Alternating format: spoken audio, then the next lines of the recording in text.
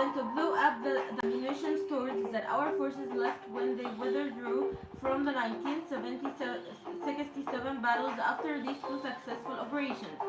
A letter of thanks from the Minister of War for the effort he made in leading the group. With time, with the group led by ابرهيم الرفاعي grew and joining it became an honor sought by many members of the armed forces.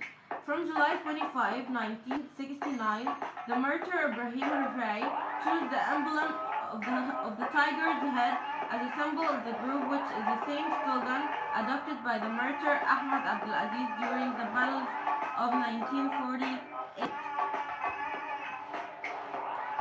The group's fire was the first Egyptian fire to be fired in the Sinai after the 1967 setback, and its operations became a source of terror and destruction.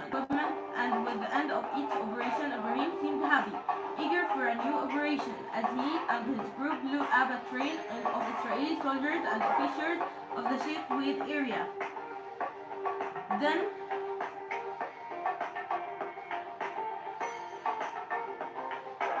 a decision was issued by the Egyptian leadership to blow up the ammunition stores left by the Egyptian forces during the withdrawal.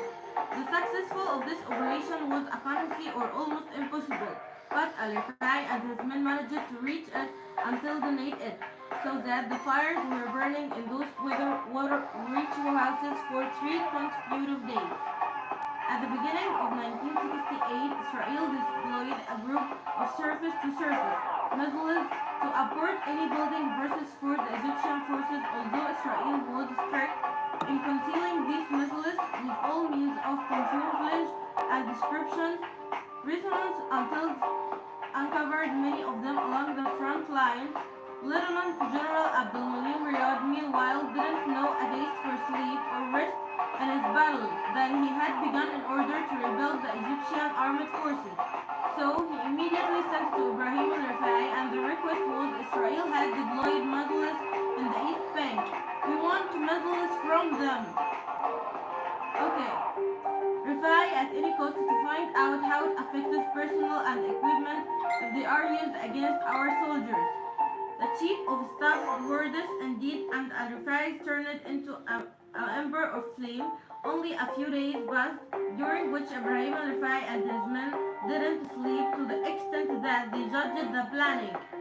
They judged the implementation. Al-Rifai didn't leave anything to chance or accept failure. The astonishing success in the amazing operation was that his men crossed the Suez Canal, and in the matter of al-Rifai, he was able to return with 3 missiles.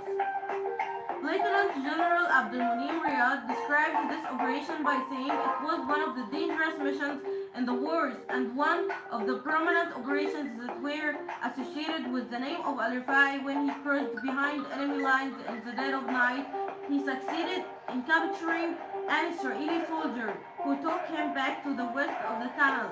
This captive was Lieutenant Danny Chambon, the wrestling champion in the Israeli army, but al-Rifai took him to the heart of Cairo without a single scratch.